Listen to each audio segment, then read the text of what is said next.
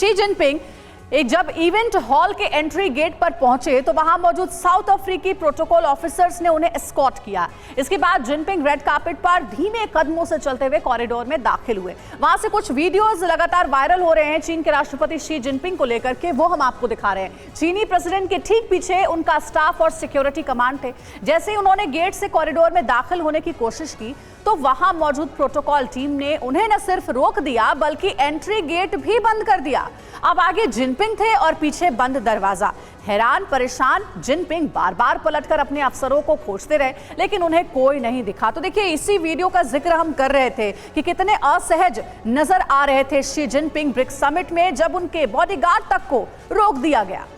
तो देखिए, ये तस्वीरें आपको हमने दिखाई, लेकिन इस बीच देखिए चीन के लिए एक बड़ा सिरदर्द वहां की लड़खड़ाती अर्थव्यवस्था बना हुआ। इसको लेकर पूरी इंफॉर्मेशन जानकारी आपके सामने रख रहे हैं। कोविड के बाद नहीं उभर पाई है चीन की रियल एस्टेट कंपनी। डिफॉल्ट बड़ी कंपनियां लगातार चीन को छोड़ रही हैं। कोविड के बाद से ही चीन का काफी बुरा हाल है और यहां पर बड़ी बड़ी जो कंपनियां हैं वो एक तो डिफॉल्ट हो रही हैं और वो चीन को छोड़ने पर मजबूर हो रही हैं।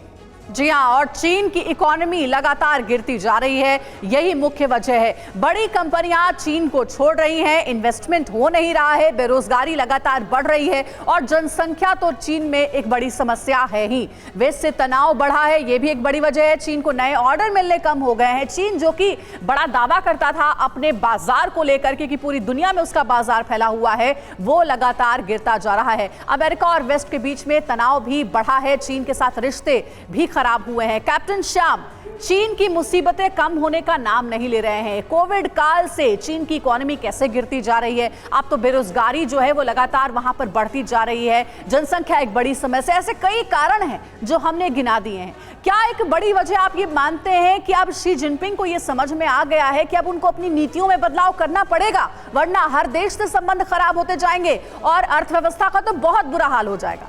बिल्कुल, जैसे आप कह रहे हैं कि चाइना को अपनी कंटेम्प्रेरी जो ग्लोबल सिचुएशन है उसके हिसाब से उन्हें अपनी ट्रांसफॉर्मेशंस करनी पड़ेगी। सबसे बड़ी बात जो उनकी है, एक्सपेडिशनरी जो उनकी डिजाइन्स हैं, अपने बॉर्डर से बाहर जाके दूसरे को पकड़ना। और ये केवल बॉर्डर से ही नहीं है, ये पूरे विश्व में, चाहे तो वो साउथ चाइना, यानी जिसे हम कब्जा करना कहते हैं, विस्तारवादी नीति। आप ग्रीस की बात कर रहे थे तो मैं आपको बताना चाहूंगा कि ग्रीस में एक पोर्ट है जिसको वो पूरी तरह से कंट्रोल करते हैं और चाइना और ग्रीस का बहुत अच्छा रिलेशन है। उसको तोड़ने के लिए प्रधानमंत्री मिसेस गांधी बहुत पहले गई थी, जयशंकर 2022 में गए हैं और डिप्लोमेटिक रिलेशन ग्रीस के साथ हमारा 1950 से है। तो स्ट्रिंग ऑफ पल्स के हिसाब से ये जो जिबूती में उनका बेस, अफ्रीकन में बेस, ये भारत को घेरना और ग्रीस में बेस, तो भारत का जो एक जगह बन रही है ग्रीस में, मेडिटेरेनियन रीजन में, क्योंकि ग्रीस सबसे ज्यादा। और यही वजह है कि सर श्याम सर जो ग्रीस का दौरा है वो बहुत इंपॉर्टेंट हो जाता है यहाँ पर चीन से मुकाबले के लिहाज से भी। विनय शुक्ला सर, एक सवाल मैं इन तस्वीरों पर आपसे पूछना चाहूंगा जिसमें हम दिखा रहे हैं कि कैसे शी जिनपिंग आगे जाते हैं, बॉडीगार्ड्स पीछा करते हैं, उनके अंदर जाने की कोशिश करते हैं लेकिन रोक लिया जाता है। ये क्या बतला रहा है? क्योंकि चीन तो खुद को सुपर पावर की रेस में मानता है, महाशक्तिशाली मानता है, लेकिन शी जिनपिंग के बॉडीगार्ड्स को ऐसे रोकना। बात यह है कि शी जिनपिंग एक जार की तरह से, एक सम्राट की तरह से रहने के आदी हो गए हैं, क्योंकि उनके हर एक सांस को वहाँ देखा जाता है। और वो एक अंतर्राष्ट्रीय उसमें आए हैं समिट में, जहाँ काफ़ी डेमोक्रेटिक खुला एटमॉस्फेयर था और वहाँ उनको जो है उनके जो राजसी जो थे वो नहीं चले, तो उनके लिए बहुत आश्चर्य की बात थी। और लगता है कि इस वजह से जो है कुछ उन्होंने जो है कंट्रोवर्शियल जो बातें करने की कोशिश जो है उनको अवॉइड किया है।